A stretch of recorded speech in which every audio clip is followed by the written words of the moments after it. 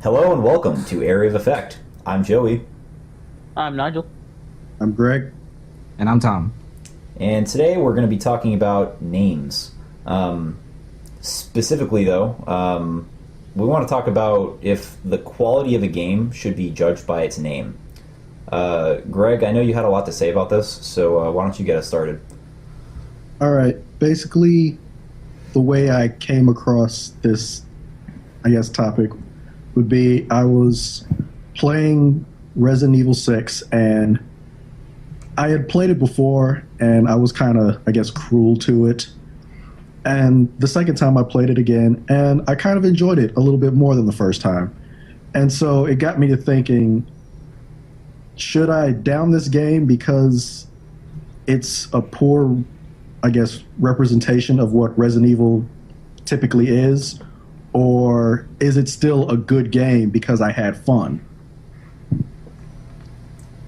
That's a good question to ask. I think, especially because there's a lot of games that seem to be suffering from the same fate lately. Capcom games, in particular, have been kind of notorious for that. Kind of the funny thing about Resident Evil, in particular, you said it's not a good representation of what Resident Evil typically is. But looking at the last, every Resident Evil game that's come out in almost the last decade, what has Resident Evil even been? Definitely not what we remember it being from the 90s, that's for sure. Yeah. And I guess, in all honesty, it's the natural progression of what's going on. It's like, the first time they ran into these monsters, they were ill-prepared, they were just dropped in the scenario, and they didn't know what was going on. They didn't have the proper gear for it. They were just completely weren't ready, and that's where the whole survival horror aspect of it came from. But now it's like years later, they've gone through this numerous times. So by now they should be able to dodge and move and jump and walk and shoot at the same time, I suppose. But it's the natural progression of it. Before they weren't prepared. Now they know what they're going up against, so of course they're going to be more prepared, and it would be drifting more towards an action game. But I think people just, what people are the most irritated about is we aren't exactly hurting for action games. Right. Yeah, that's for sure. Something that's kind of similar, is the Silent Hill series, but similar but opposite. The quality of the Silent Hill games is debatable in terms of the most recent games, but they have at least stuck to their horror roots. Although granted, the characters in the Silent Hill games are not consistent, and whereas the Resident Evil cast has been fairly consistent. Although there's a lot of different groups, but you see a lot of the same characters over and over again. So I guess it makes a little more sense for them to be more used to the monsters and everything they deal with. But the style of game has definitely evolved drastically, and now it's turning into a buddy co-op shooter, basically. Whereas Silent Hill, started out in a similar era as Resident Evil, a little bit afterwards, but survival horror, and it's still survival horror. It's still a single player game. It's not a buddy shooter. It's not really that action-y. Right. So I guess that's another example of something that's kind of going the opposite way that Capcom is in this scenario. I guess they're sticking a little more true to the name of the franchise that they've created. Let's talk about the name specifically too. The fact that they've stuck basically to numerical titles in terms of releasing their sequels. There have been a couple, Evolution or Evolution was a movie, I think. Revelation, Resident Evil Revelation, right? Veronica, Code Veronica, all of that stuff. Even Outbreak 1 and 2, those were great games. Mm-hmm.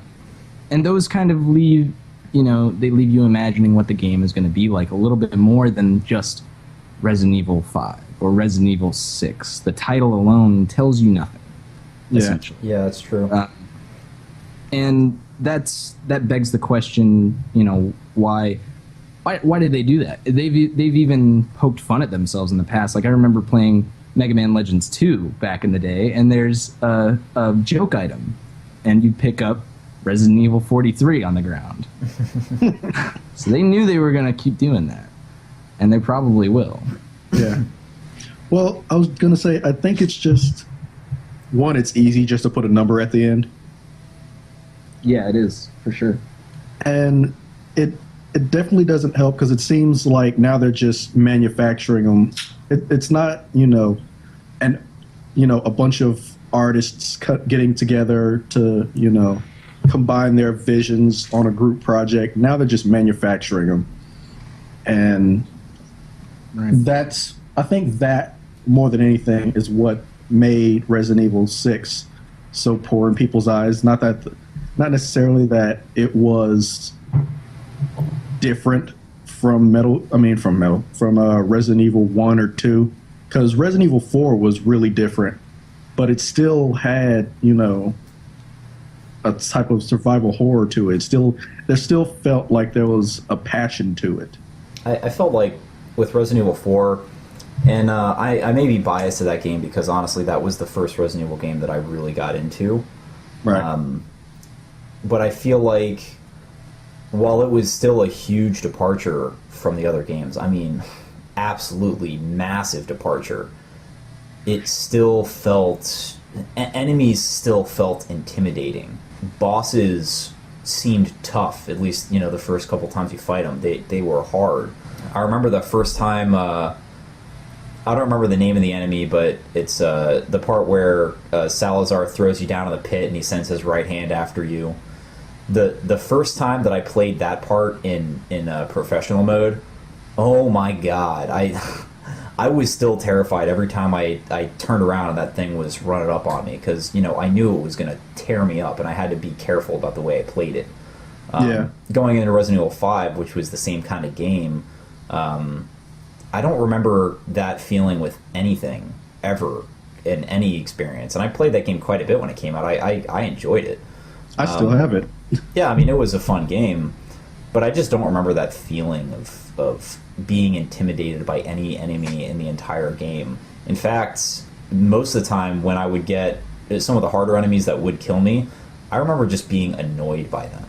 Just Right. like, fucking die already, God. It wasn't a, oh my god, how am I going to kill this thing? It was a, why the fuck won't this die?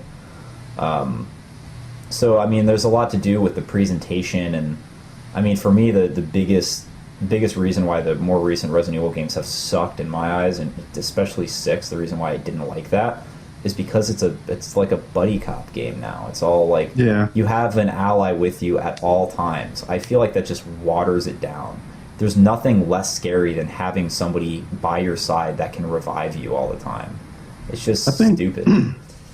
And I think that's one of the things that hurt Resident Evil 5 the most, because not only were you Chris Redfield, someone who's gone through this 3-4 times, but they bulked him up to the point where he could like bitch slap a boulder at the end of the game, Yeah. Yeah. and which is still hilarious every time I see Don't it. even get me started on He that just scene, beats man. the crap out of this gigantic boulder that's like 3 times his size. Just punching it. I'm like, wow, really? And then he's got a partner with him who's also skilled in her own right, and they're armed to the teeth, and it's just there's nothing here that could take us because there's 2 of us. We're fully trained, and we're just 2 badasses just running amok in Africa. Right. While in 4, you were Leon, and he was skilled, and he had, the what are you buying guy giving him guns, and you could level up your guns and everything, but he was still just one guy by himself, and the only partner you had was a completely defenseless little girl who you Yeah. had to protect. Yeah, with somebody you had to defend. Yeah, it wasn't, someone who could run out there and, help you out and kick everybody's ass. It was somebody who was hindering you, making it just Yeah. all that much more difficult for you.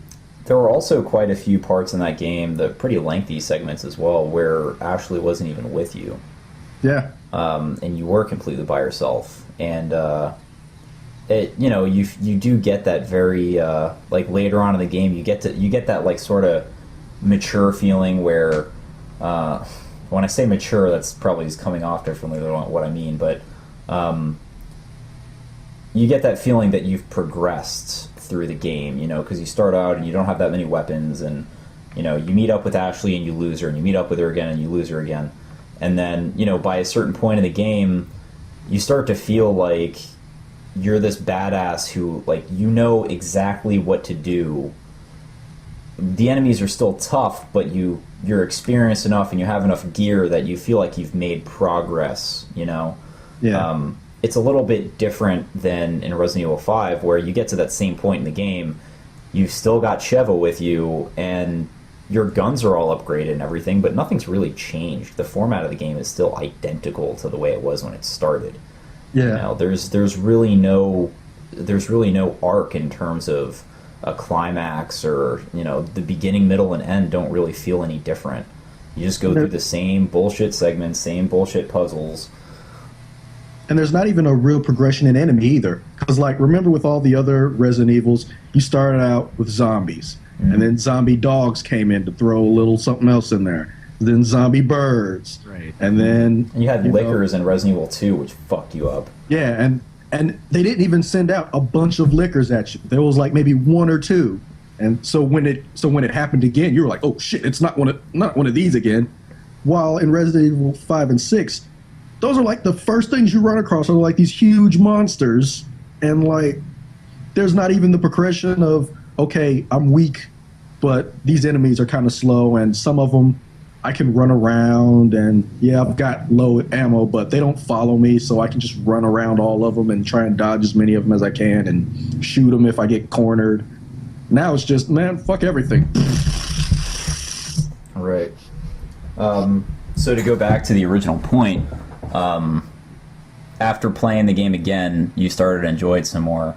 So, I guess to ask the question, is Resident Evil 6 a bad game, or is it a bad Resident Evil game? Yeah, that's a really good question. I don't think it's a bad game. I think because it's under the Resident Evil name, it has certain stigmas put on it. Resident Evil has always been for survival horror. That's what it's meant. It's got monsters and zombies. It's supposed to be scary. But 6 just isn't, it's not scary at all. There's never a point where you feel in danger or helpless or anything. You're always in complete control of the scenario, no matter what it is.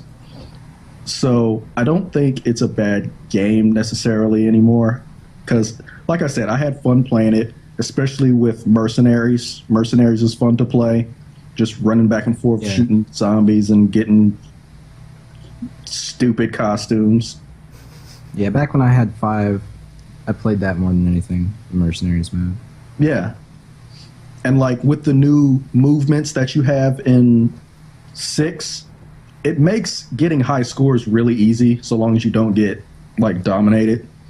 But like, if you just shoot them in the head, you can do an insta kill on them right there with like a regular pistol.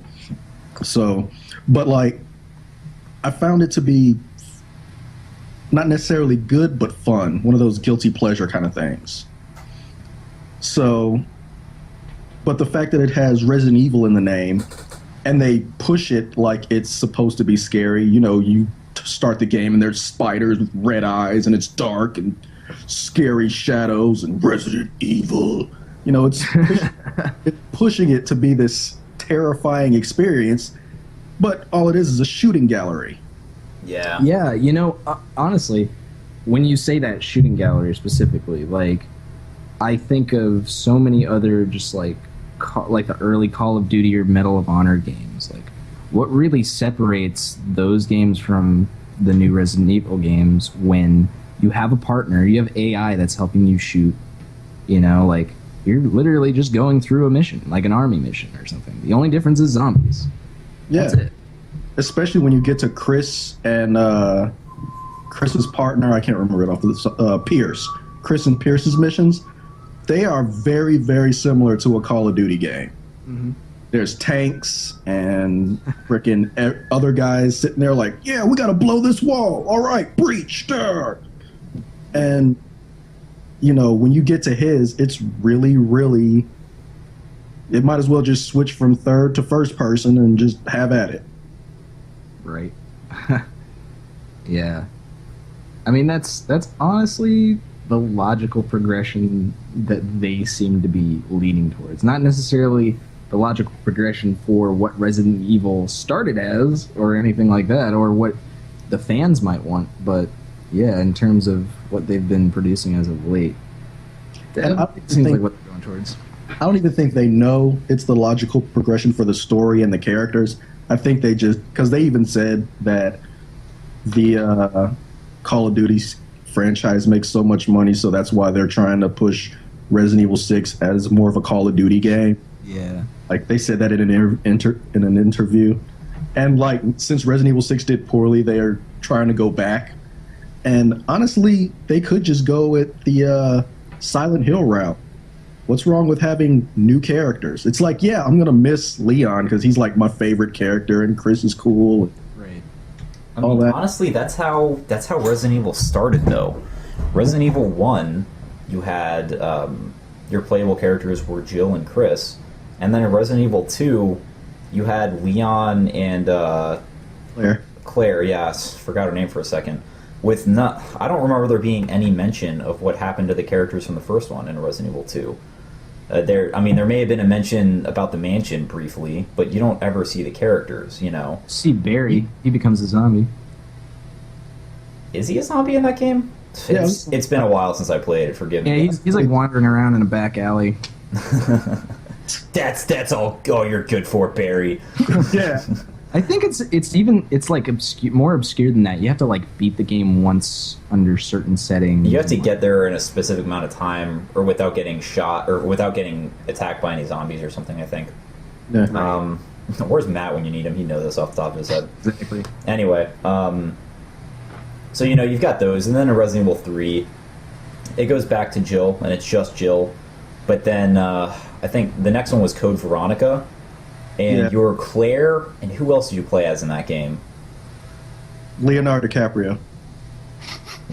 I don't remember his name, but every time I see him, he looks like young Leonardo. It was like Steve or something like that, wasn't it? Man, I should be looking this stuff up. But it was random Steve.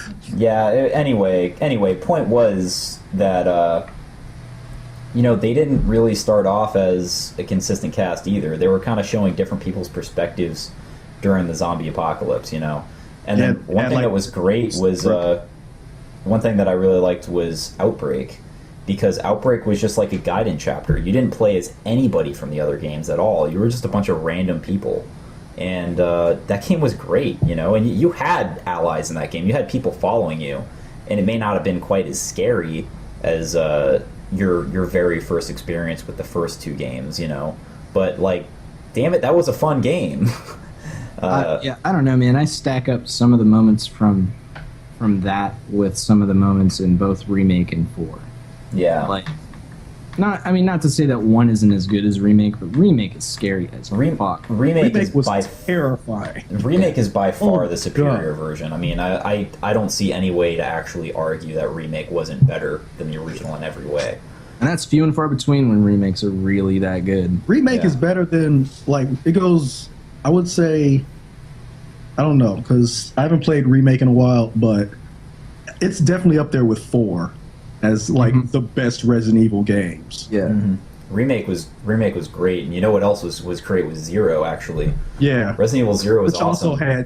Which also had an extra different character. Yeah, it had Rebecca, but then I forgot the dude's name, but the other guy you played as was, you know, he was a new character.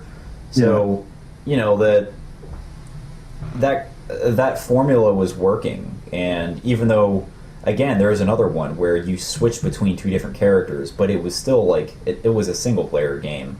You didn't have a buddy at your side just, you know, taking shots for you who had infinite health, you know, and infinite ammo. I mean, come on, man, it's a joke by this point.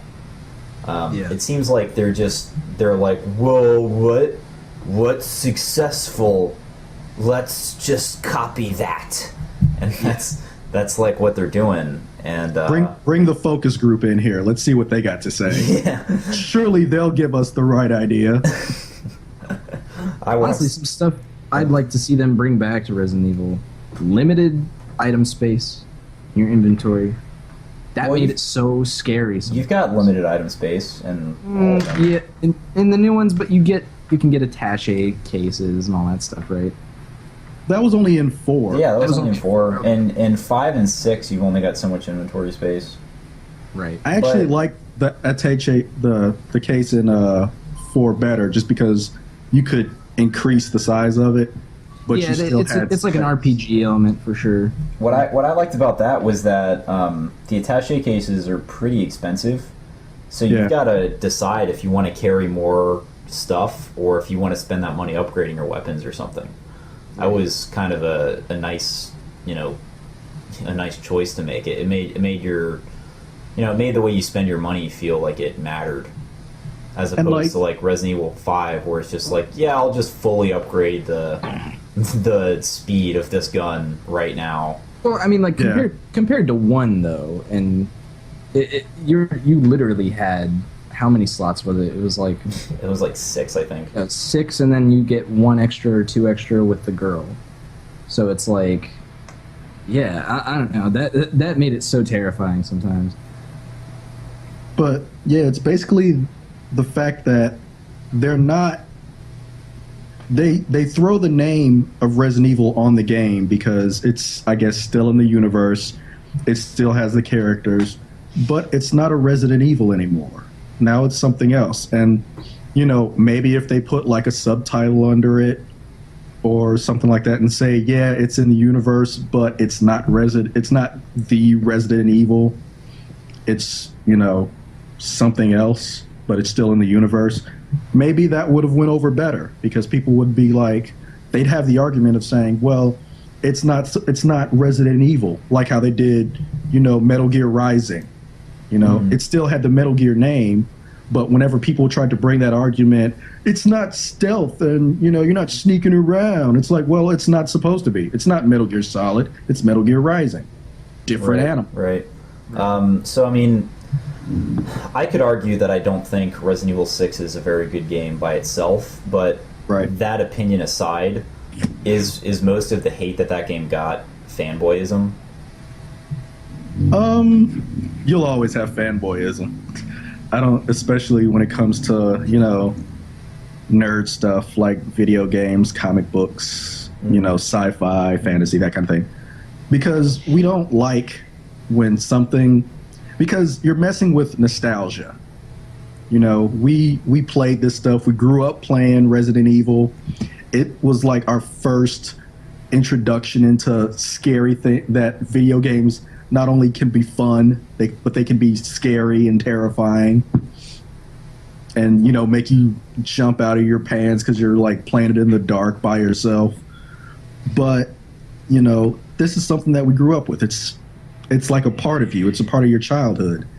So yeah, you're definitely going to get fanboyism, but a lot of people use fanboyism as a negative, and sometimes it is. A lot of the times it is, because it's just people being mad for not really any reason. I've done it. When they changed Dante's hair black, I was pissed. After a while, I got used to it, and I was able to enjoy black-haired Dante for whatever. But you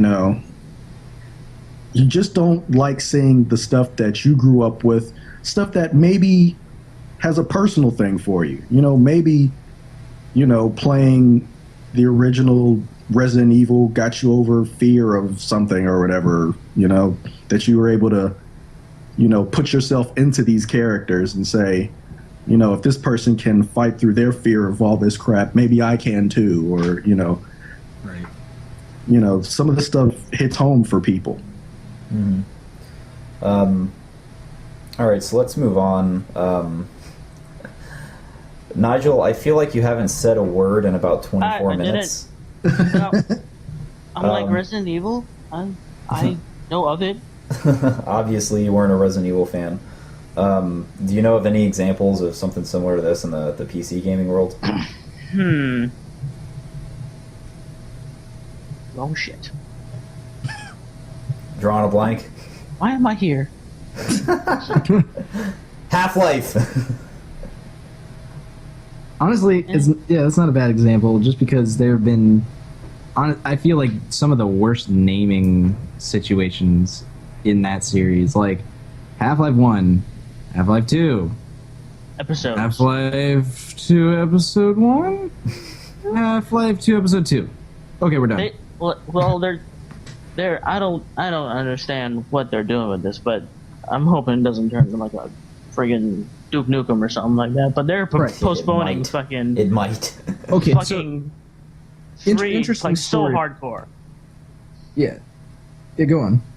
They're postponing like 3 so long, and they're just like, I feel like they're just feeding the fans to be like, just to like distract them so that they either have time to develop it or just being lazy. I don't know. They've had time to develop it. Yeah, I know.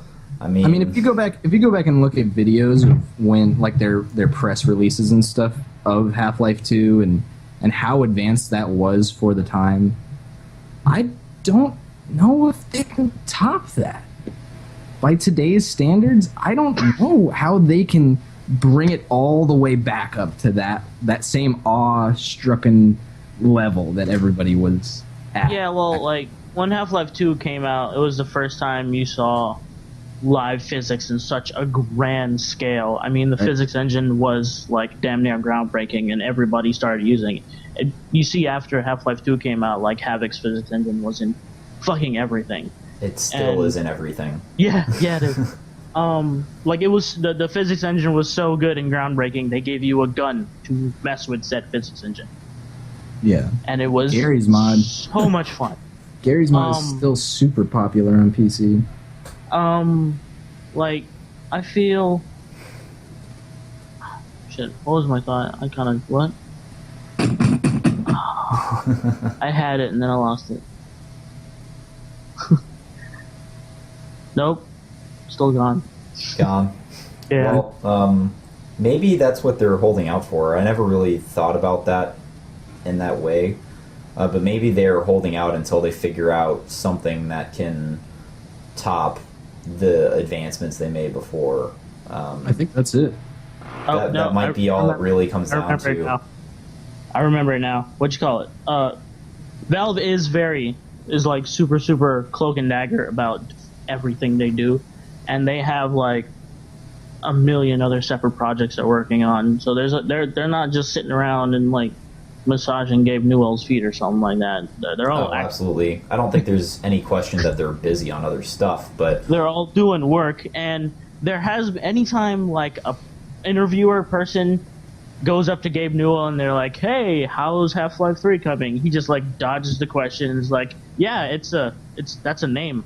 So I really suspect they're working on something. He just doesn't want to say anything. Yeah, if I were him, I would just go around being like, "Yeah, we hold the copyright on that. Later." Just like piss the fuck out of everyone.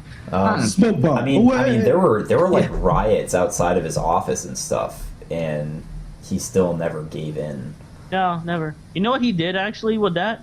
There were like riots with that because everybody's still waiting on Half-Life 3 or whatever. They're still finishing off the story. Left it on like a massive cliffhanger. One of the main characters' fathers like died. Spoiler alert. What you call it? And then like he announces Counter-Strike Global Offensive. Here's another game. Everybody's like, well, fuck you. So like a bunch of people went and protested, and he's like, "You guys want to come in and see the studio?" And they're like, "Yeah." You want to see the giant snack table? Yeah. Yeah. I heard you guys got awesome cookies. Yeah, But, like- honestly, it's hard to stay mad at a company that really did deliver on a lot of its promises back in the day. Anyways, not necessarily Half-Life 3 promise or anything like that. And I don't even know if they've necessarily even really promised that. You know, like Black Mesa is probably the closest thing to Half-Life 3 right now. Makes this amazing, and that was done by It's- Modern. Yeah. Honestly, they should pay whoever did that to make a boxed copy or something, because that was better than Half-Life Source. They It's was been- yeah, it was. But I think the modders didn't accept any. They're like not accepting any Yeah, donations. no donations or anything. Weird. They're like, we'll give you money because we just like this kind of product, and they're like, nah, we're good. I think they could also technically get, like, I mean, not that donations can be audited in that way, but I'm sure there were some sort of Valve lawyers kind of I don't think so. Honestly, making sure. Yeah. I don't think so. Valve and Gabe, something's wrong with this man. I think he might be some sort of super Canadian because he is the nicest motherfucker on the planet. Right. Gaben, There was a story I heard just like yesterday. I subscribe to this Valve news thing on YouTube, and any kind of big news that happens in the company, like I hear it. A couple of months back, I'd say about 4 or 5, it was called the Great Cleansing. Like 24 people were like fired and let go from Valve.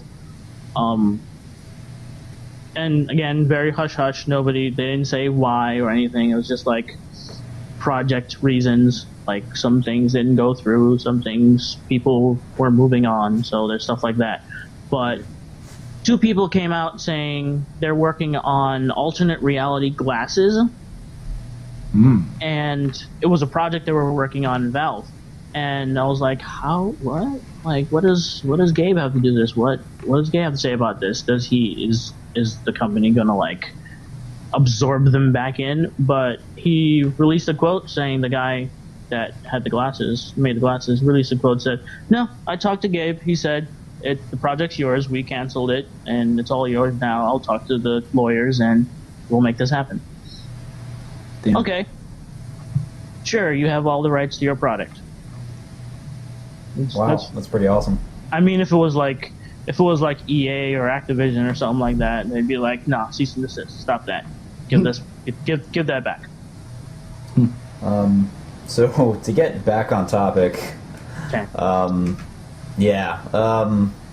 there's another series that's relevant to the discussion of naming conventions, and that is Final Fantasy. The Final Fantasy series, strangely enough, it's in almost every game it has changed considerably. There's always been some kind of huge change. Well, the gameplay style was consistent for a little while. They were old school RPGs. Final Fantasy 1 all the way through 6 were very similar. Differences in battle system and whatnot, but similar games. And even 7, 8, and 9 had, again, differences in battle system, but for the most part the same style of game. But then once you got into 10, specifically though 11, 12, and now 13, all of a sudden you start getting these radical changes, and nobody's questioning whether or not these are Final Fantasy games. Yeah, I've meant to bring up this point over the last couple topics, like Resident Evil and all that stuff. We got to think about who, at some point, someone created these series, right? Mhm. And at some point, they passed the ball along to someone else, another team, anyways. Right. Some people are still there, sure, executives and artists and composers, but honestly, composers have so little to do with the actual concept of games that it doesn't matter. Like they can shift and change and all that stuff, or they can stay static and the series can change drastically while their music stays awesome. So it's like, it's hard to say that Final Fantasy has stuck to any sort of pattern like that. That might be why they haven't gotten as much flack for changing things, because each game is different. Yeah, It has some of them have different fight. Each one is a different story until you get to 10, and then they feel sequels are necessary. But up to that point, each game was different. It had a different set of rules, a different set of, characters, and a whole different universe in each game. There were certain things that they brought over, like Sid and, different magics and monsters and everything. But for the most part, it was a different game. So I think they're starting to hit that issue now that they keep making sequels. If they would have stuck with doing a different game each time, they would have been able to stay and do their own thing. If 13-2 was a different game altogether, they might have been able to get away with some stuff. But the fact that it's the same story as 13 and it's just a continuation, they're starting to fall into that whole, okay, now you're selling it on the name instead of the quality of the game. Right. What's puzzled me too is that they chose one of the weakest entries in the franchise to make a direct sequel to. Which You mean Final Fantasy VII? Wait, no. Nope, they're not doing that one. I mean, there are a lot of quality games in the Final Fantasy series, a lot that don't really get as much attention as they should. Right. Final Fantasy VII obviously is the most popular one for a lot of reasons. I've never been one to say that Final Fantasy VII is the greatest RPG ever made, or even one of the greatest RPGs, or even the greatest Final Fantasy game. I'd put it in the top 5, but it still is a great game. And it's a lot easier to get into than some of the others because it's got like this dark, bleak setting in the beginning, and it's grittier than some of the other ones. It feels, I think for a lot of us when we were kids playing Final Fantasy VII, it didn't feel like your average kid's game or whatever. It felt like your older brother's game, Yeah. It felt smarter, And that's something that Final Fantasy had going for it for a while, even going back to the older ones on Super Nintendo and NES. Whatever. Final Fantasy IV, for example, was one of my favorites from the older series. Final Fantasy IV was excellent. 6 is another that gets a lot of praise for being amazing and one of the best. But my all-time favorite actually is Final Fantasy Tactics on PS1. That game, hands down, storyline, characters, battle system, everything. I love it more than any of the other Final Fantasy games by a long shot. And even it got Final Fantasy Tactics Advanced 1 and 2, which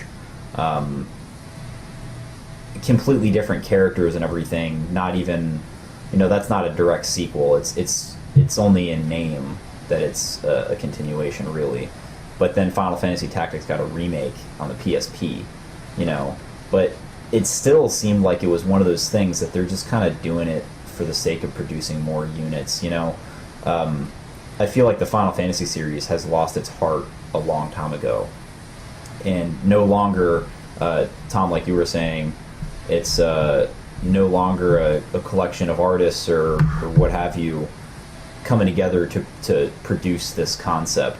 It's just a bunch of people going, all right, well, it's been It's interns. It's been X amount of years since the last Final Fantasy game. Let's push out another one. Here's your budget. Make some really sick intro scenes and put those out there, and then fucking just run with that. And Intern Group A, you do this. Intern Group B, you do this. I mean, we're all gonna sit in the fucking break room. That's what Final Fantasy 13 felt like to me. It was very impressive visually and with the audio as well. The music and the graphics were amazing, and the environments looked great, even though the game was ultimately flawed. And with its hallway. More ways than I care to even get into it. I'm not going to get into a Final Fantasy 13 argument right now. But, I mean, ultimately, I don't think it was a good game or a good Final Fantasy game. But at this point, it's like the developers just pushing out titles under the Final Fantasy name for the sake of doing it. Because they know if Final Fantasy is on that cover, people are going to buy it. Yeah, So- they're rolling a ball. I feel like it's kind of the same thing going back to Resident Evil. At this point, I like, what was it, Resident Evil Chronicles that just came out? Something like that. Or no, Revelation. Revelations. Is that the one that just came out? Yeah, it's on PC and 3DS. Yeah. Yeah, it was a port over. Yeah. Yeah, you know, just some of these games, man. Like, Actually, I heard that one was insanely good. really? I heard I can't Revelations knock was it. better just because it was one of the ones that went back towards being more scary. I heard a lot of people compare it to 4. Oh no, you know what? That's the one that has Revelations has Jill in it, right? Yeah. Yeah. No, that's not the one I was talking about. The one I was talking about actually was Operation Raccoon City. Oh God, That's what I meant to say. I spent money on that. I'm sorry. Oh man, I was like, it can't be that bad, surely. Surely it'll be decent. It has to be at least passable, something. No. Oh man, it was just this painful slog through the. But No. that's another No. one.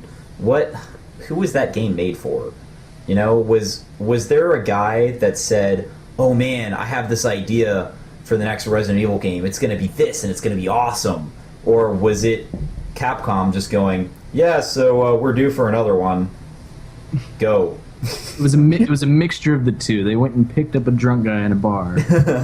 After A they drunk guy found that out. played the demo of Resident Evil 5 and thought it was pretty cool. I could do a better Resident Evil. Give me that paper. I'll write it down right here, okay? You're a Gotta bunch be of able to drive in a car. no-names. You're a bunch of no names, and you shoot a gun. Okay, what else? What else? What? You keep that's it. shooting. What else do you need? You're shooting a gun. And it's gotta be in America, damn it. That's where it's gotta be. And there's gotta be zombies. And we're good. Well, what about? Well, Print it. what about? Should there be like other characters from the other games? Like, look, this is Leon Kennedy. He looks stupid. We should kill him. What? He's like a No, kill him. That's not part of the story. He looks like a member of Hanson. Kill him. All right, so we've kind of hammered on Resident Evil quite a bit. Yeah, a lot of it. Yeah, so this and you know, we've kind of been going off on, I guess, bad uses of a name. Final Fantasy, though, I guess to a lesser degree, they're kind of using the name Final Fantasy poorly, I guess. Right. Well, You know. let's talk about that for a second with the origin of Final Fantasy itself. Like, it's technically not even its own system of RPG styling. You know, it's Dragon Quest at its core. It's the same style of fighting, the same moving from point A to point B, leveling up, grinding, killing monsters that randomly appear. And it's the same company, but still, Didn't used to be. there are some, well, now it is, but there are some Dragon Quest games where you're playing it and you're like, damn, this is just like some Final Fantasy games, or vice versa. And Well, I mean, it given when it the- came out, let's see, Final Fantasy came out in 1987 and Dragon Quest was 86. I mean, they both came out in a time where there really wasn't a lot of innovation to be had in terms of Yeah. a role-playing game. Well, Final Fantasy, the first one, was a direct homage to Dragon Quest, in writing. The guy made it in the same programming language and everything. He basically looked at Dragon Quest and tried to make it his own.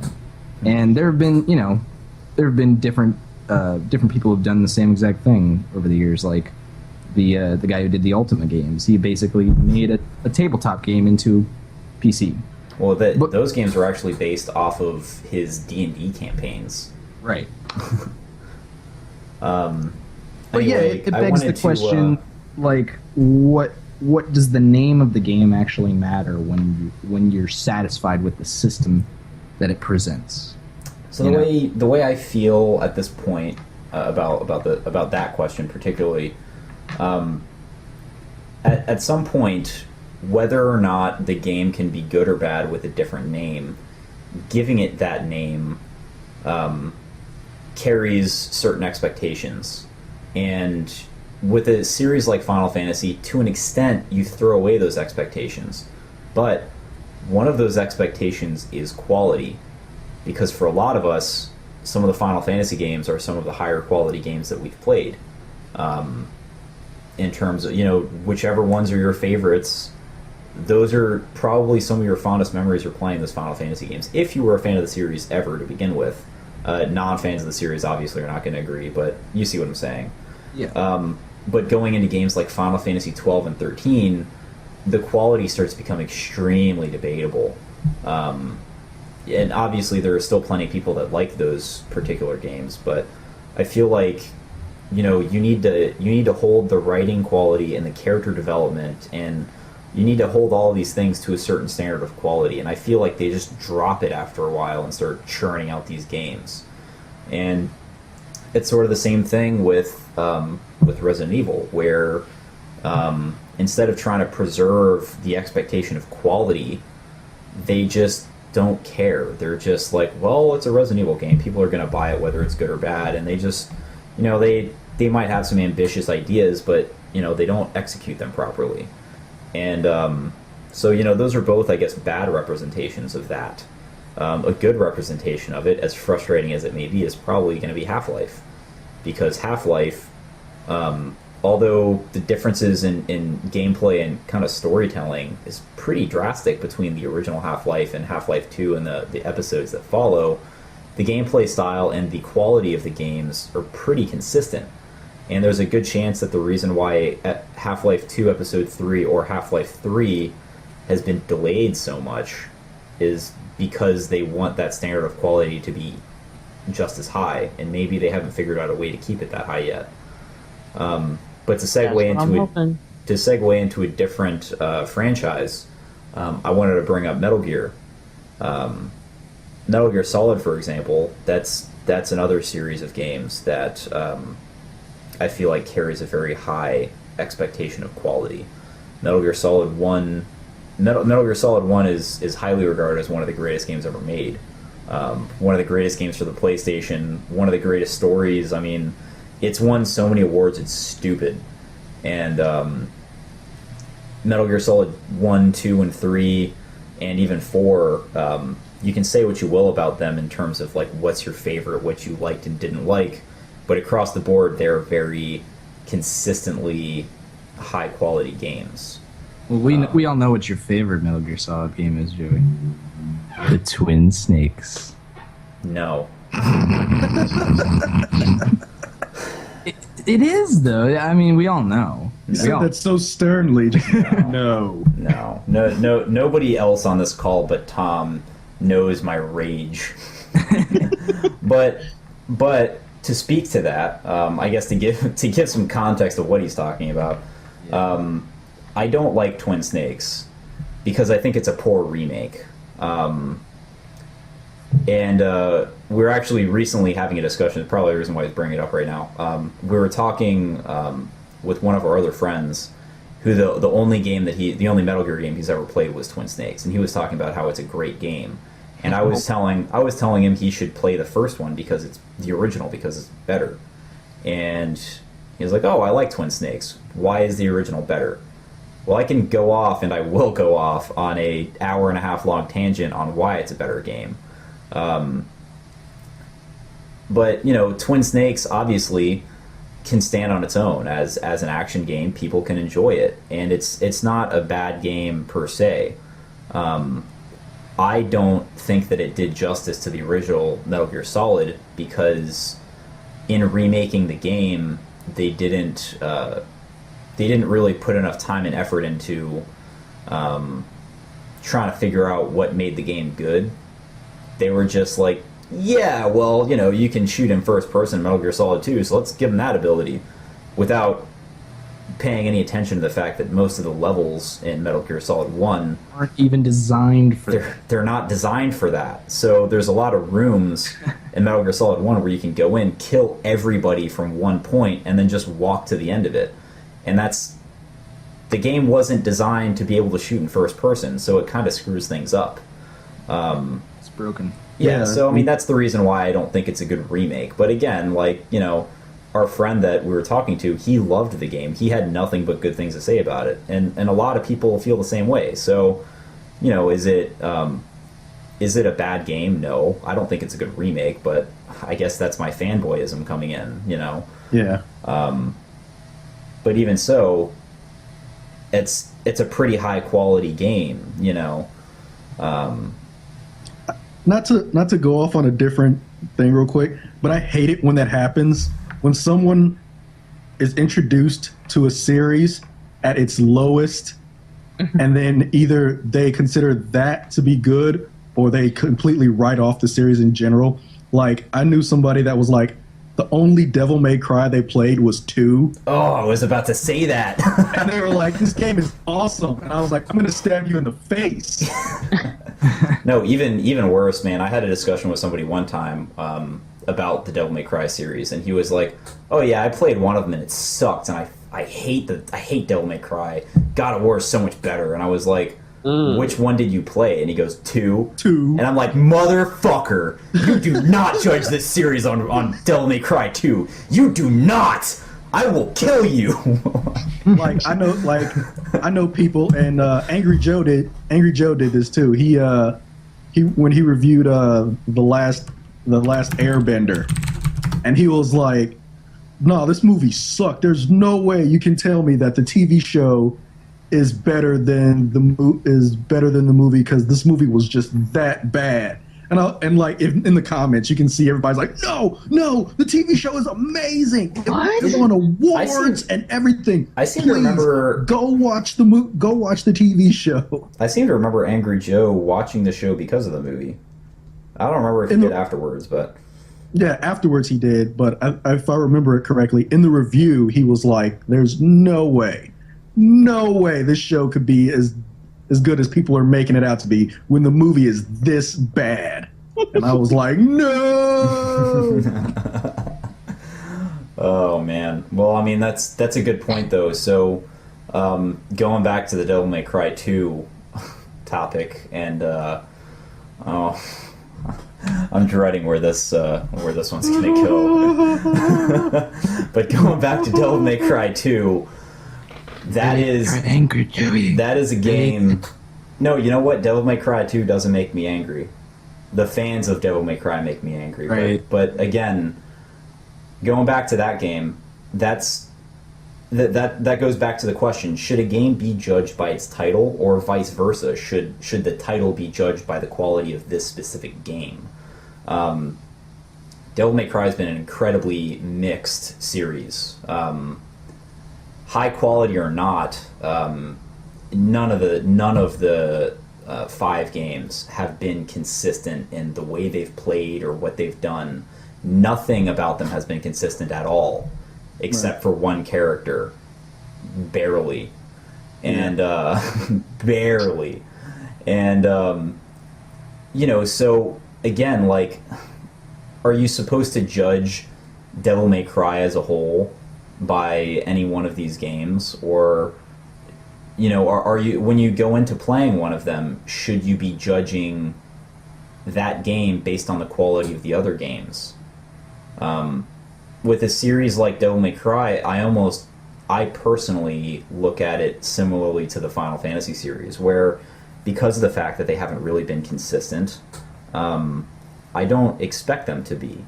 So when I was going into Devil May Cry 4, I wasn't expecting it to play just like any of the other games, because Devil May Cry 1 played nothing like 2, and 2 played nothing like 3.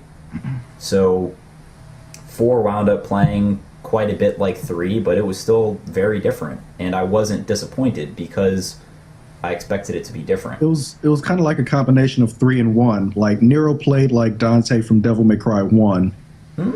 with like with the.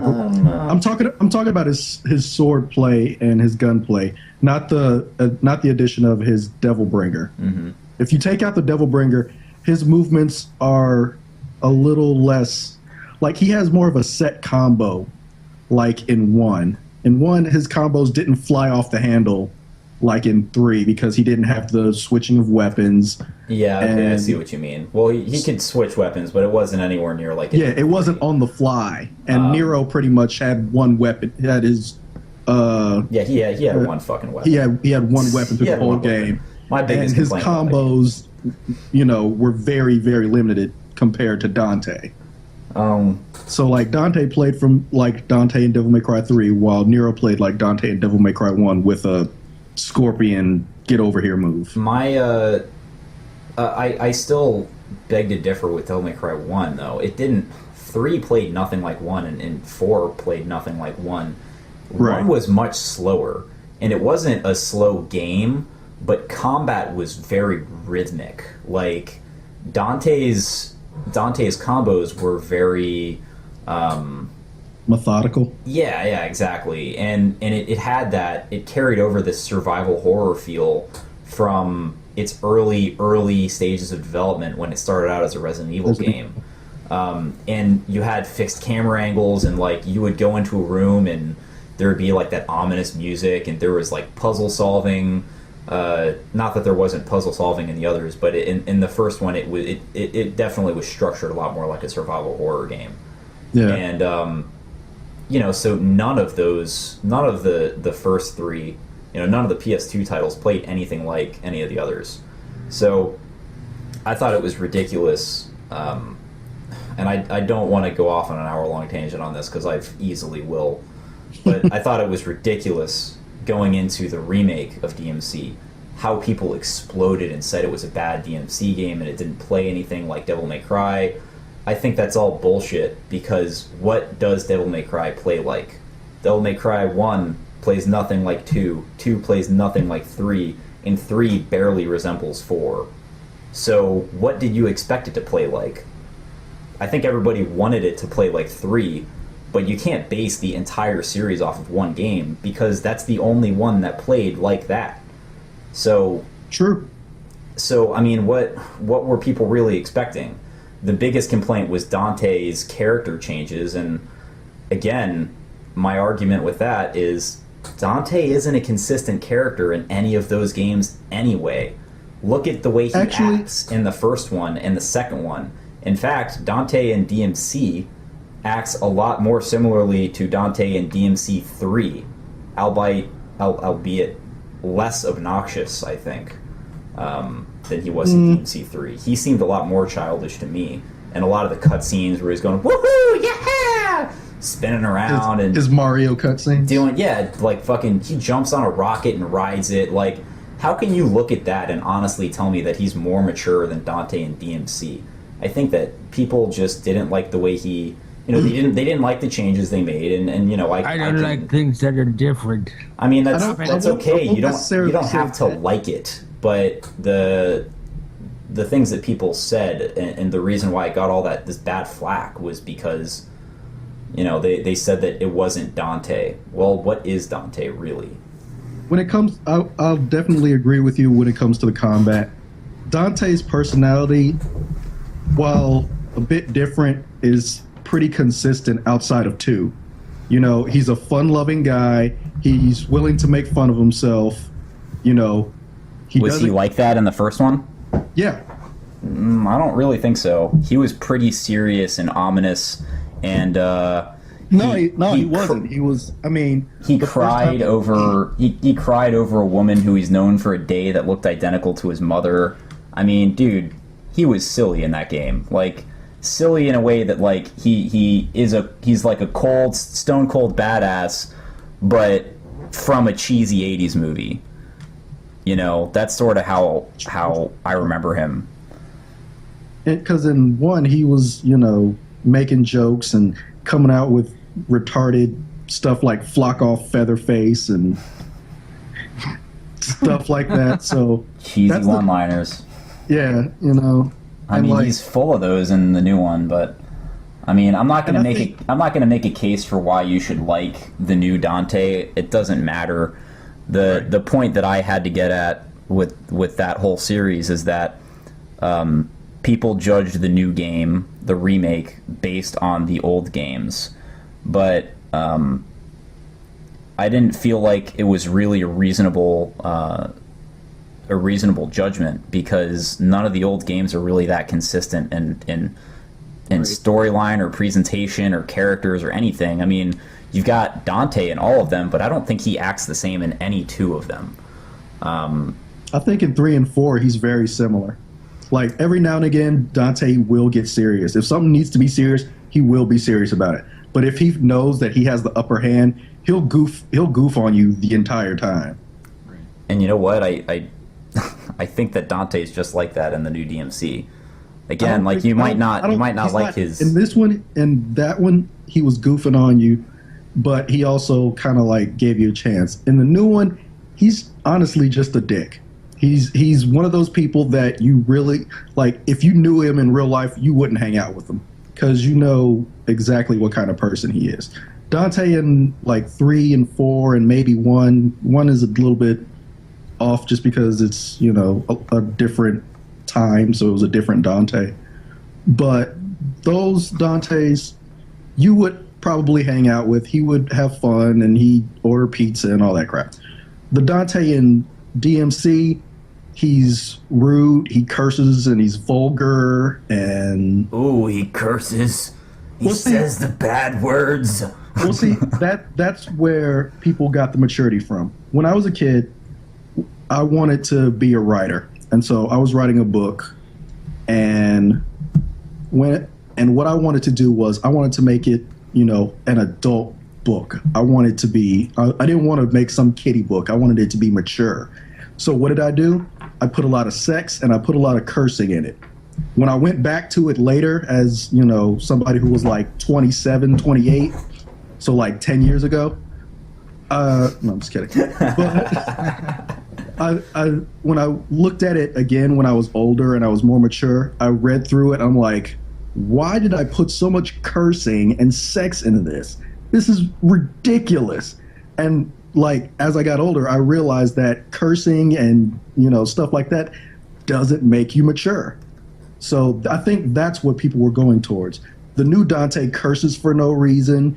He, you know, he's not mad. He's not trying to get a point across. He's just cursing because cursing is, you know, fun. You know, he's flipping people off. He's being crude for no reason. That's what people were getting at when they say the new Dante isn't mature as the old Dante, because the old Dante didn't need to curse to get his point across. He had fun. Those he games, knew who he was. Those games were also developed in a different time. So They were. look at the PS2 era. How many F-bombs did you see dropped in any PS2 game? In any? Think for a minute, because I can't think of any where San fuck Andreas. is said. Cursing. You know was- what? You know what? The Grand Theft Auto All games of are the Grand Theft Auto probably games. those are probably some of the very few. Even back to the first couple. I remember actually. I remember like the first few times I was hearing the word bitch or shit said in the PS2 era, and that was like shocking because people didn't really curse in video games that often. But also think of what's popular now. In almost every game these days, people are dropping F-bombs. In the trailer for these games, people are dropping F-bombs now. Like it's just like a common thing. Like everybody's doing it. All of a sudden, it became socially acceptable to put a lot of cursing in games. And I guess, you know, they're probably trying to appeal to that, you know, young or middle teenage audience that thinks it's funny to say fuck. And, you know, maybe that's what the developers were going for when they made DMC. You know, maybe they had that kind of mentality in mind. But not to harp on it too much, but I got to go back to it because that accusation always drove me nuts about DMC. That he doesn't curse that much. There's only a few scenes that he does, and actually- those scenes just so happen to get so much goddamn attention. Because they happen to put the fight with the succubus in the demo, and in the demo they showed at E3, and they put that scene in a lot of the trailers where he says "fuck you" a couple times and he flicks her off, and like, okay, so that's one scene that everybody saw over and over and over and over again, and every time somebody complained about how immature he was, they showed that one scene. And that's not the only one. There were a couple of other ones. The only other one that comes to mind immediately is I don't remember what the context was, but Dante says, "What the shitting hell is this?" And like That's him like saying, a fourth grader trying to curse. yeah, when he said Formulating shitting curse hell, I was like, oh, dude, just a little baby. He's trying to sound all cool and say shit and combine it with another word. Like, all right, I mean, I agree with you. That's stupid. But that's not what all of his dialogue is like. In fact, I think Dante showed a lot of maturity during a lot of parts in that game. Like, for example, when he realized that Virgil wasn't really a good guy, and he saw that Virgil was going to sacrifice Kat, and he gets in his brother's face and he's like, no, we're going to save her. And, it was like, stuff like that. He turned very serious, honestly, and very, I thought, he was a lot more mature in scenes like that. And honestly, I will definitely give Ninja Theory credit on that, because, and I personally, I believe that's what they were going for, like early on, because if you notice, he curses a lot less later on in the game. Throughout the game. Yeah. And, that's probably what they were going for. Like, his maturity was off before he met Kat, and he didn't care about anybody and all that. So by the end, he was a different person, and he seems more like the Dante that we know now. In like a little bit, say Devil May Cry 4. But the thing is, with that whole everybody saw it and everybody's blowing that out of proportion, like you said, they put it at E3, they put it in the demo, they wanted people to see that, so that's what people saw, and that's what people reacted to. So you can't really be mad at people saying, well, look at this scene. It's like, that's the first scene that they showed, they put it in the demo so everyone could see it in the demo, they put it at E3, they put it in trailers, and like, they showed the scene where he's going into the club and he's like, you're not on the list, punches him in the face, writes fuck you on it, and, I am now, and da-da-da. But, that's what they wanted to show people. So that's what people reacted to. I mean, it all comes back around to the concept that title doesn't dictate behavior.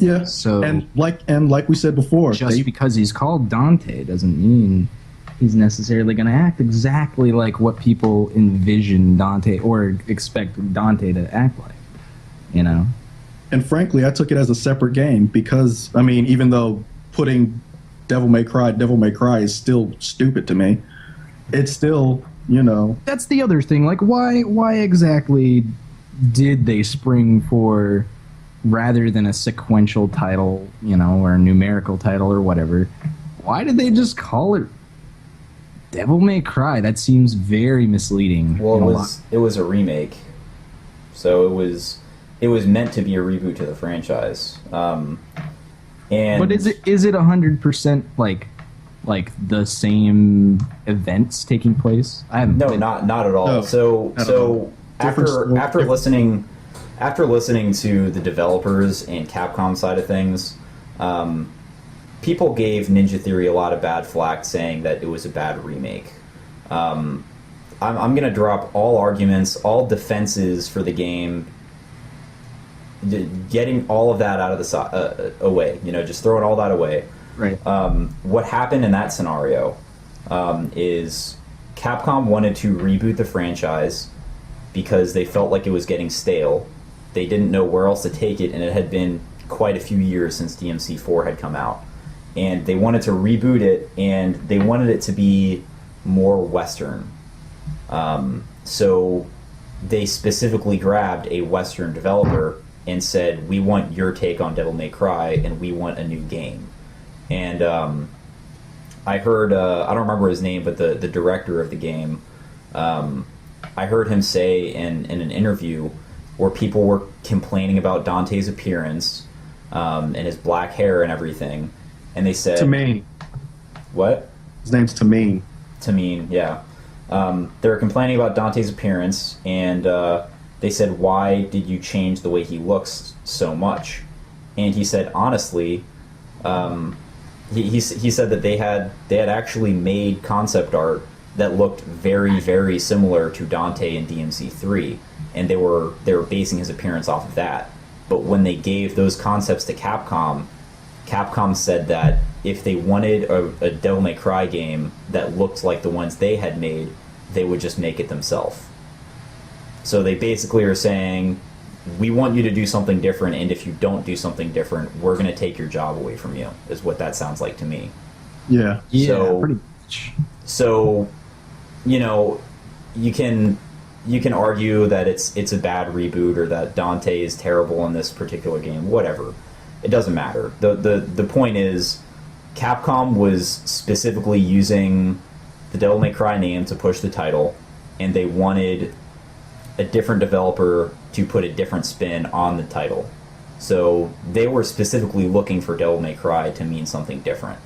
And maybe in this particular situation, the fault was not in how much they changed it, but maybe it was that they were trying too hard to keep it familiar while also changing it. Like, maybe they didn't change it enough to make it really stand out in people's minds as a different game. That's sort of a interesting concept, because who knows how the fans would have reacted if they changed it even more than they already did. But I feel like they, maybe they kept it too similar so that it felt like it should have been a DMC3, but at the same time it was different enough that people didn't like it. I think part of the naming it directly, just calling it straight up Devil May Cry, I think part of that was to appeal to people who have never ever played the games and trying to reboot the series like you were saying, but also the idea that they're gonna bank on that nostalgia buck. Like, there are gonna be hundreds of people potentially who will just see, oh sweet, new Devil May Cry game, I liked the old ones, buy it straight up, without ever debating or looking at any of the videos. And then who knows if they'll be disappointed. Doesn't matter, they bought the game. So Plus, people have been waiting for another Devil May Cry for a while, so they wanted a new one. So to ask a question, if they named it, and I guess, Greg, you're probably the only one that could really answer this, but had they named it something different, like, I don't know, Devil May Cry Gaiden, or, something, when I say Gaiden, I don't mean Ninja Gaiden, I mean, like, Devil May Cry Side Story, Story. Yeah. Had they named it something like that, or had they just changed the main character's name to something else and just made this a new story set in a different world, would it have been globally received as being a great game? Would people have liked the character a lot more just because the names are different? Honestly, I think so, because initially they wanted to change Dante's name to Tony Redgrave, and that was Dante's original. That was like his side name. Really? I never heard that. If you look on the side of Ebony and Ivory, it says to Tony Redgrave, and that it was like after his mother died and he was like off on his own. His name was Tony, and like if you watch the anime, they reference that in one of the episodes where some people are like, "Hey Tony, it's you," and he's like, "I don't know what you're talking about. My name's Dante."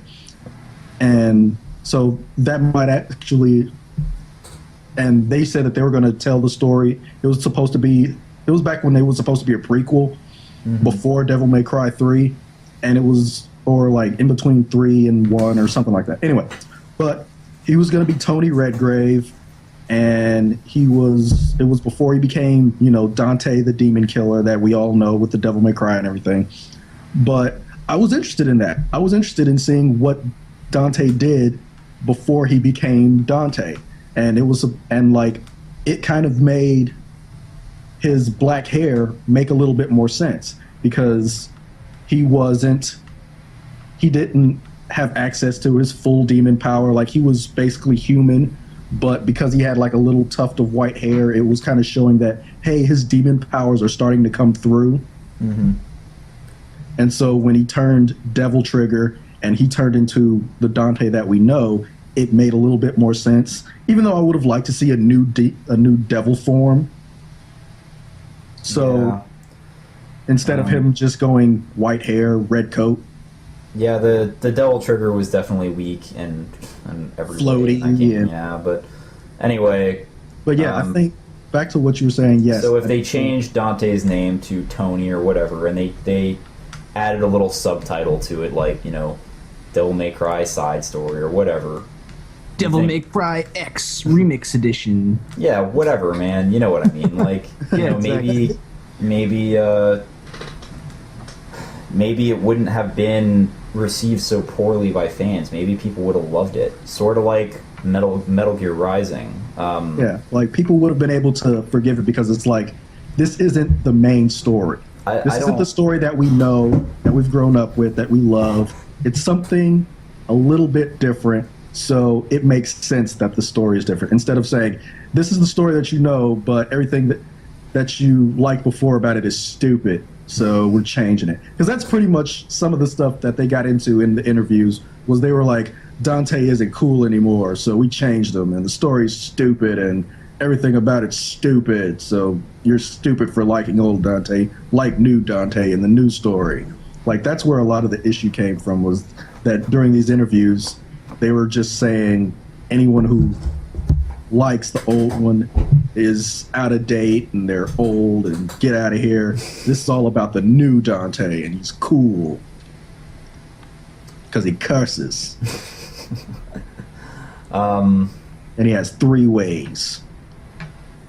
Well, we've been going on for quite a while. There is one last topic I did want to hit on, and I think we've kind of exhausted the good franchise, bad franchise discussion for the most part. But one other thing I did want to talk about was consoles, names of consoles, and the most glaring example right now, obviously, is going to be the Xbox One. I actually, just this current generation in general, the Xbox One, the PlayStation 4, the Wii U.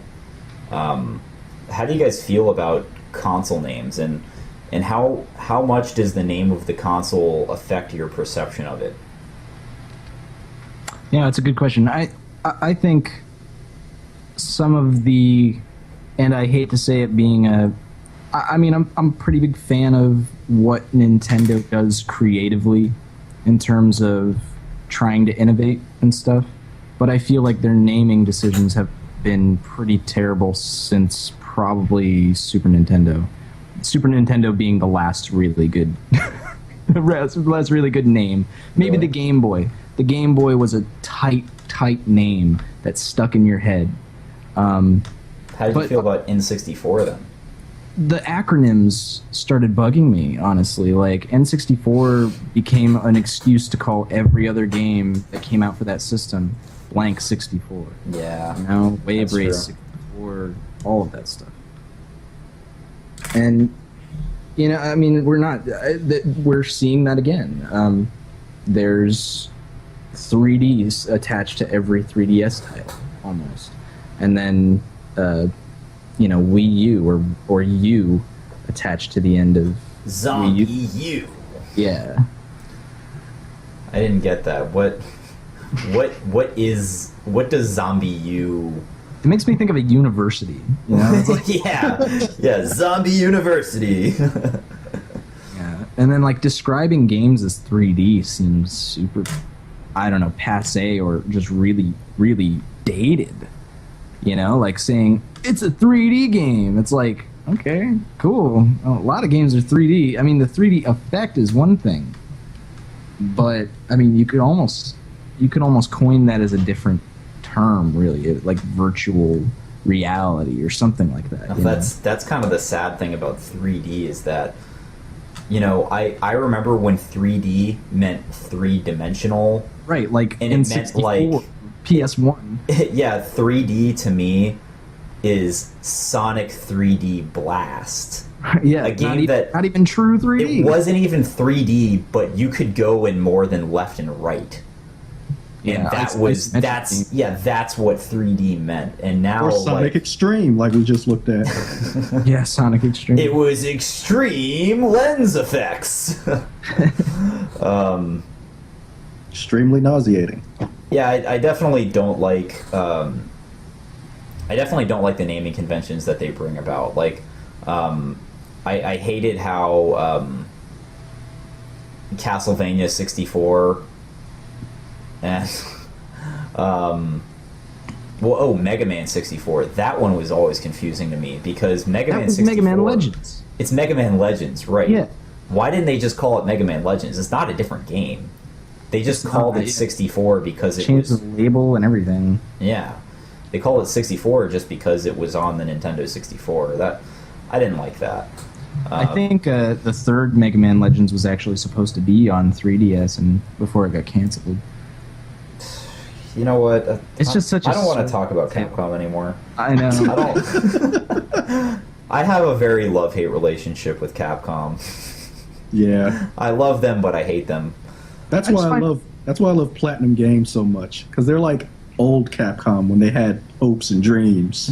When they had hopes and Before they all died inside. So I mean, going to the current generation of consoles, how do you guys feel about the Xbox One?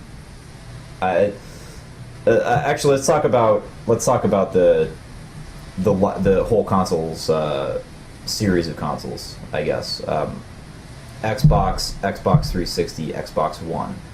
How do you feel about the progression from Xbox to Xbox One?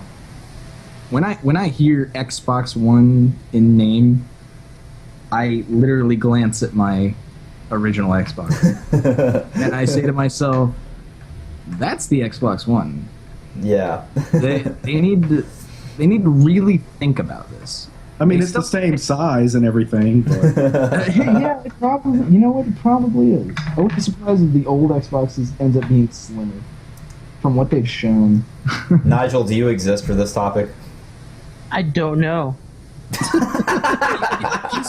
We PC people don't have to worry about console. No, not Nigel's really. just like, yeah, I upgraded my graphics card a while ago. Yeah, it's still. You can slap called a sticker PC. on your PC. It's still called a PC.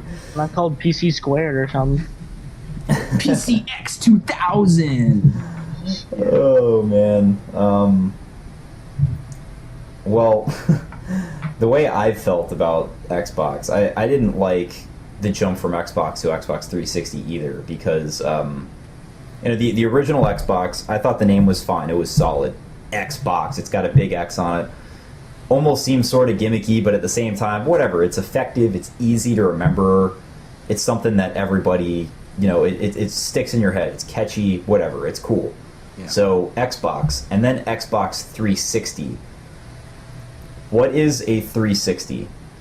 A 360 is something that starts at one point, spins around 360 degrees, and then ends where it begins. That's a 360. I didn't think that name made any fucking sense for a console at all. I didn't think that there was any reason why it should be called 360. I don't think it's a bad name in itself. I just don't get why you would name your console that. they're And trying to be like the center of your, because you're in the middle of it's the center of the 360, not like, it's still dumb, but, yeah, I mean, it's supposed to be like the center, so everything else is around it, 360 degrees. yeah, it's dumb. I wonder how many people thought they missed like 359 versions of the Xbox. Yeah. So, like 360 wound up working because people don't really say Xbox that often. I've noticed that in the recent years, people just say I was playing 360 or I got Skyrim for 360. It's it's catchy and it's easy to say, and as soon as you say 360, people are immediately thinking the Xbox 360. So I think it wound up being an effective name. But as like a second console in the series, I don't know. But honestly, I kind of though, have is it mixed any- feelings about it. But Is it any more effective or less effective than, PS2, 3, 4? It's like when PS2 came out, I remember it being so slick and just. I'm talking about the fat PS2 with the blue lettering and everything. yeah, Yeah. the original It presentation. seemed really slick. It seemed like a futuristic device. I still have a fucking fat PS2, and it still looks like a cool machine. But the name, it's dumb. It's the second PlayStation. Cool. The third PlayStation, at least the PS3 could kind of actually it could stand up as a next gen console compared to the PS2. The Xbox 360, it's the same thing. There was a big jump, but they basically went from like a borderline PS1, PS2 hybrid machine straight to the next gen for Microsoft's case. To go back to Sony, honestly, I've always liked the simplicity of PlayStation 1, 2, 3, 4 because it's just it feels so ungimmicky. Where the 360 felt so gimmicky, but not as gimmicky as the 3DS, where everything has 3D in the title, or the Nintendo 64, where everything has 64 in the title. I felt like it was straightforward and effective. They're just like, yep, it's the second PlayStation console. Yep, here's the third one. You want the fourth one? Here it is. It's called the PlayStation 4. They're not pulling any punches. They're straight up like, yeah, it's the next system.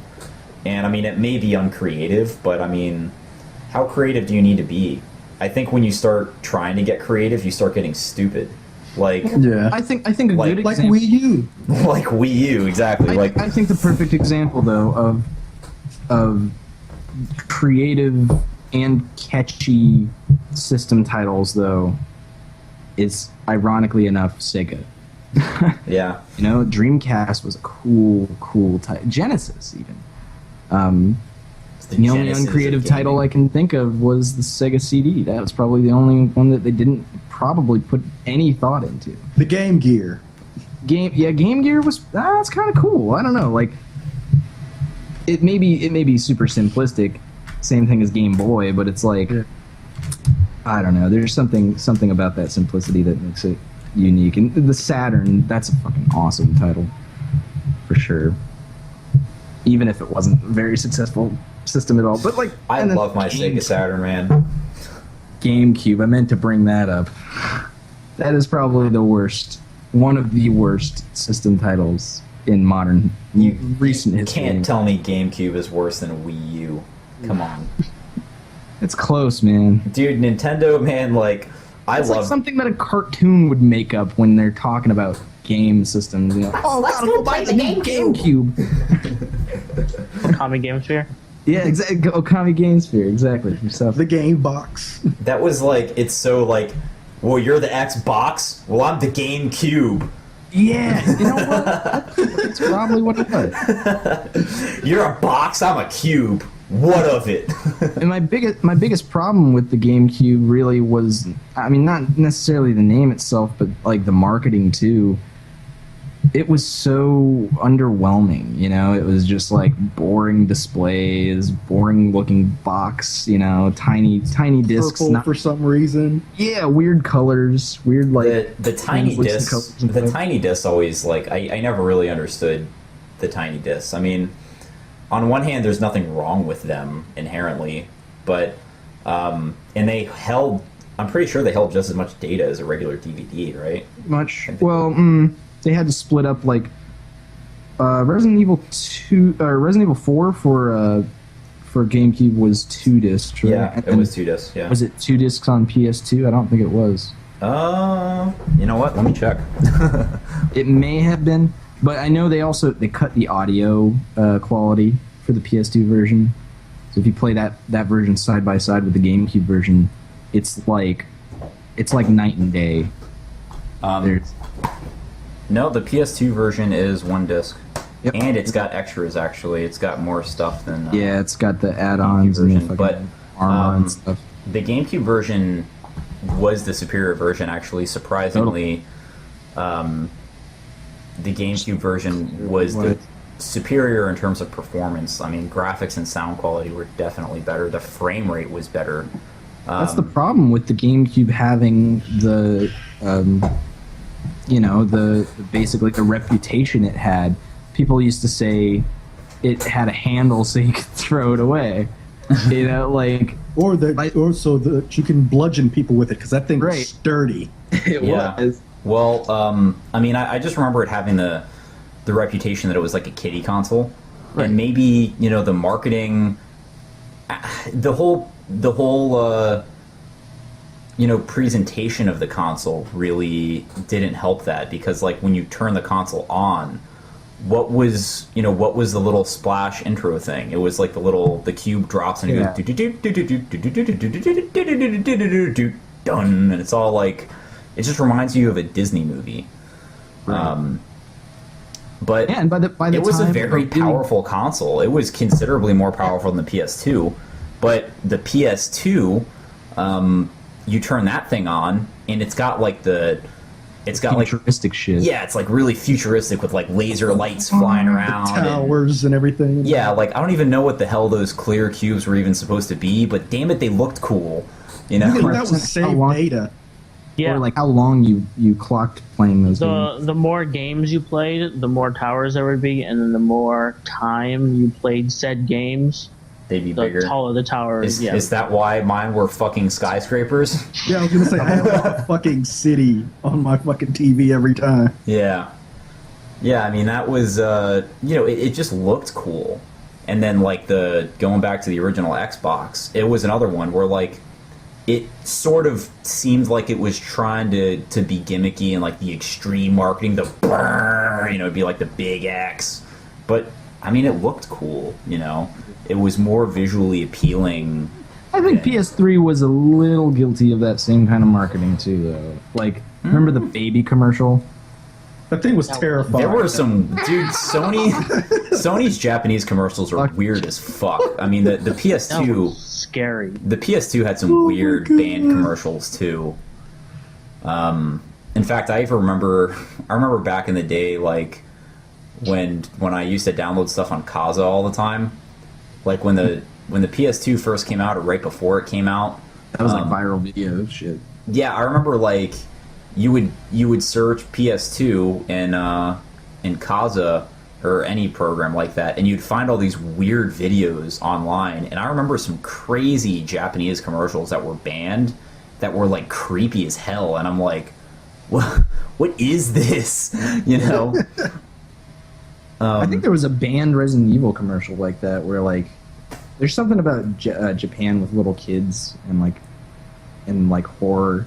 They have to censor certain stuff if it's too like suggestively bloody or gory or whatever towards children. But yeah, there was one live action one where this little girl was like standing outside of a window and it's all rainy and stuff, and she's just like, "Okasa, Okasa." Yeah, dude, Japanese commercials are fucked up sometimes. So to kind of get back on topic with the naming, and I guess this is sort of not just naming but marketing as well. I found for the most part, I felt like PlayStation's marketing was pretty spot on. Maybe could have done better for the PS3, I think. Do you remember the one marketing campaign they did for the first? I think it was the first one, and it was just it was RU Red E, and it was literally like the letter R U and then a red E, a red colored E. Dude, you got to think of when it came out. It was like the cream of the crop of extreme 90s marketing. Yeah. One thing that I definitely appreciate from PlayStation, after the Wii came out and they brought in motion controls, Xbox was like, well, we need motion controls too, the Kinect. And PlayStation was like, well, we need motion controls too, the Move. and then the Kinect did bad, and then the Move did bad, and PlayStation was like, all right, we're just going to push this to the side. And Xbox is just like, Kinect, remember? Kinect. It's like, nobody wants that. Stop it. PlayStation was like, this didn't really work out. We got to move those units, though. Well, there's Add some stuff to it, but we're not going to shove it down their throats. there's motion sensing on the PS4 controller, and Yeah. there's going to be a motion sensor that comes with the unit that you have to attach to your TV. But what I like about how they're dealing with that is they're sort of making it an afterthought. It's there for the sake of being able to utilize the technology, but they're not saying that this is a selling point of the console. Whereas with the Xbox One, they're like, fucking Connect 2! Yeah! It's gonna be awesome! And everybody's You can like, detect your vital signs. I don't know if I like this. So it can detect when you kill yourself. Yeah. Friendly Xbox reminder: you need water and food to live. So we haven't You we haven't haven't used the really bathroom in 30 minutes. Yeah. we haven't mentioned the Xbox One's name yet. How do you guys feel going from Xbox to Xbox 360 to Xbox One? What are your thoughts? Go. It I like feels the fact that I can say X-Bone Xbone. and not look weird. I do like Xbone. I gotta say, that's probably my favorite. You know, Xbone. Xbone. Gotta get that Xbone. that aside, it feels it feels like so much. It doesn't feel like an advance, you know. 360 is a big number. One is a small number. Just from that aspect, it's like I'm going backwards. A lot of. And obviously, you're not going backwards because No, the it's a console's more advancing. advanced console. But yeah, I mean, I agree. I think that's poor marketing. It sounds like less automatically. And like another thing is the 360 was supposed to be the center of your living room. So that was the point for the 360. And now the one is supposed to be the center of your living room. And that's the one, I guess. Don't throw away your old Xbox. Yeah, it's not necessarily the one because you still need your old Xbox. So technically, wait. If I want to play 360 games, and it's going to be in my living room, and the Xbox One is also in my living room, and that's supposed to be the center of my living room, then is that technically the Xbox 2? Well, you still need your TV box, you know, your cable box. So it's the Xbox 3 at least. It's putting an HD DVD player on top of a DVD player. No, it's a Blu-ray player. Okay.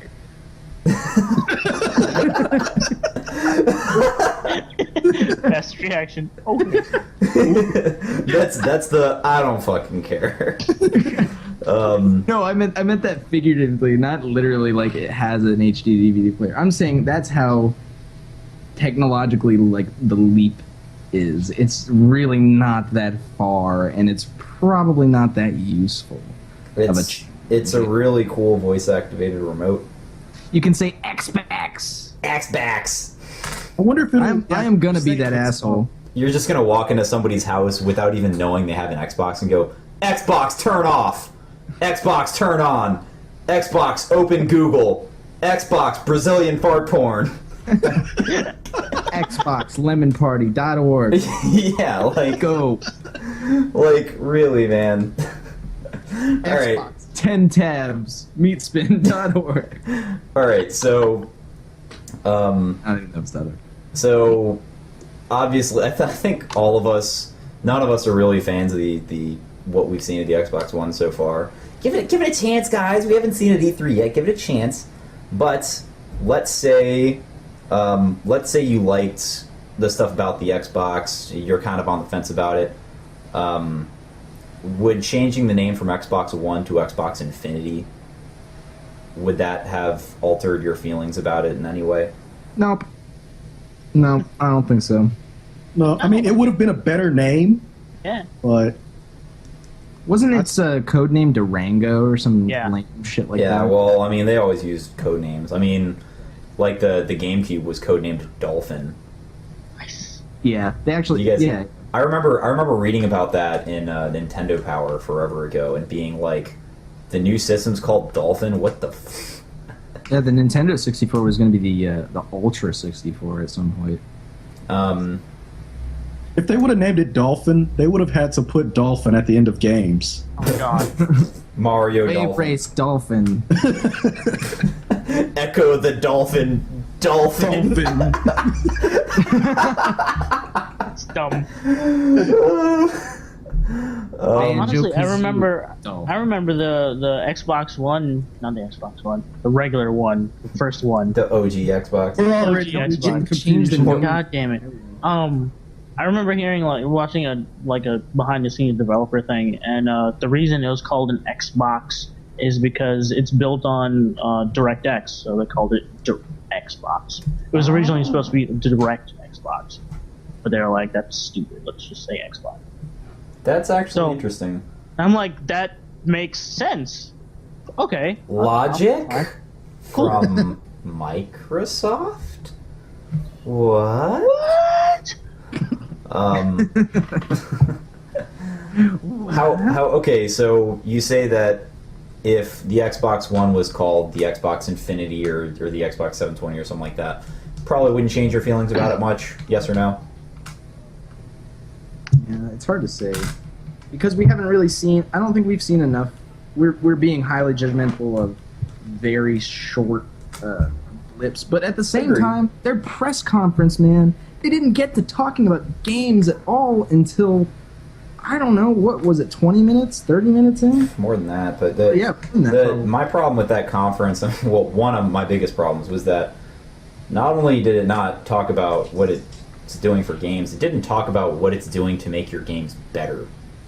Right. Sony did talk about what they're doing to make our games better. Nintendo did talk about and show us what they're doing to make our games better. Microsoft didn't do that. They're just like, yep, it plays games, but it has a web browser. Anyway. And like that's Okay. like that was like the major thing. It was like people keep saying, "Wait till E3. This was about the console." They didn't tell you anything about the console. Yeah. That's the main thing that people are pissed off about. It's like, yeah, we all assume that games are going to be on it, but you said it's going to be about the console. I don't know anything about this console. Yeah, by the end. I don't know why, other than it being more powerful, I don't know why it's better than the 360. Anyway, why it's better than its I think competition. the next question I wanted to ask before we go off on last week's topic is Nintendo, the Wii and the Wii U. I fucking hate those names. I Yeah. hate both of them. I think they're Yeah. terrible. If, But at the same time, the names of the consoles were different, would you guys feel any different about them? Because I personally would. I think so too. I think if they had cool, catchy names like some of the Sega systems had at some point, you know, or just any kind of thought that wasn't super Childish. or Americanized or Westernized, what they perceive as being Westernized, like almost every single Nintendo title has no Japanese title translation. It's literally the kanji is the the Romaji translation of the English words. So they don't necessarily think too much about crazy good names for the most part. I think they're just thinking about what consoles they're going to make, and then that's an afterthought, which is pretty. I don't know. It's language is a huge thing, and that's a big thing to mess up. Well, Making your console the Wii is a pretty drastic mistake. The big thing with the Wii was they were trying to push like party games and family game experiences. Like they were saying we would like to play, and like that's such a the two Japanese dudes saying that and everything, like the way the commercials were, I don't think it really presented it the way that they had intended. they intended it to be that we are all going to play. You know, it's not really a console for one person to sit down for the most part. For the most part, it's supposed to be a big experience. Like, we got together and played our Nintendo. That's all well and good, and I get it. I feel like that's okay. You know, it's kind of clever, but it's still just, it's such a, like, sissy name. You know, it feels so weak Yeah. compared to these other consoles that, like, you know, PlayStation 3 didn't have a lot of weight behind it, but it was simple and straightforward, and it wasn't trying to plan any gimmicks. It was just saying, yeah, it's a new PlayStation. Xbox 360, they're like, oh, okay, everything's going to revolve around this console, you know. But then you've got the Wii, and it just felt so like, I mean, it felt like a children's toy, you know. And the same thing with Wii U. I still don't understand. You know, they said the Wii is us playing, and then the Wii U is you playing. That's just fucking dumb. It doesn't even make sense. Like, it doesn't translate well at all. I don't know if that makes any sense in Japanese, but it doesn't in English. And I think, yeah, go ahead. Go ahead. I was just gonna say that to, you know, make such a small, I don't know, it's like the vision is really narrow. Like, it shouldn't be me or you playing or us playing. It should just be playing. You know, Right. you're playing a console. It shouldn't be. You shouldn't, you know, verify that the Wii is for multiple people and the Wii U is for, you know, sometimes multiple people, but mostly for, you know, singular play. It should just be playing the game. And frankly, I think they should talk to people from Sega and just have, because since Sega's just making games, just be like, all right, we're going to get a couple people from Sega and have them come in and make up names for our consoles. Because the Genesis sounded awesome. The Master System, dude. You know? The Sega Master System. That's such a fucking badass title. It sounds like it is going to dominate the Genesis. Yeah. And then, Beginning. I mean, the Sega Saturn and the Dreamcast were very powerful names. Dreamcast, you know, part of the nostalgia that I feel for that system is the name itself, because to me, the Dreamcast was full of dreams, you know, like all the games seemed so like fantastical in nature, just because I felt like, you know, the games that were made for that system they carried that attitude, you know. Yeah. And same thing with the Sega Saturn. It felt like so many of the games, it felt like they were taking you to another world, you know. It felt like Sega was pretty effective in that. And even going back to the Genesis and the Master System, a lot of those games, they felt like big and powerful, especially for the time, you know, like the graphics and the sound effects. They were just like, oh, like they punch you in the face with how just powerful the presentation was, you know.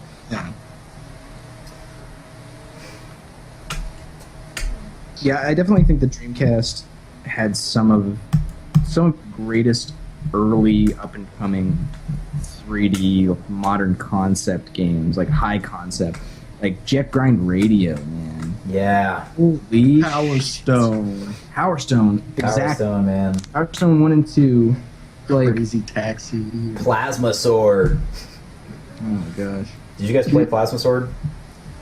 Is that the one where they were in the big, like, cube dome thing? It's Flying around with, like, psychic powers? It's a fighting game. You played Marvel vs. Capcom 2, right? Yeah. You remember Hayato, the dude with the sword? Yeah. He was one of the characters in Plasma Sword. That's where he came from. Oh, yeah, that's there were right. 2 of them on the Dreamcast. And I think the second one never came out in America, but the first one did. And it never really got that popular, but it was a cool game. I mean, it was another one where it was like, it felt very high concept. It felt unique compared to other fighting games at the time. Ever play JoJo's Bizarre Adventure? Yeah, that game was nuts. Played a little bit of that. I'm glad that they're bringing it back.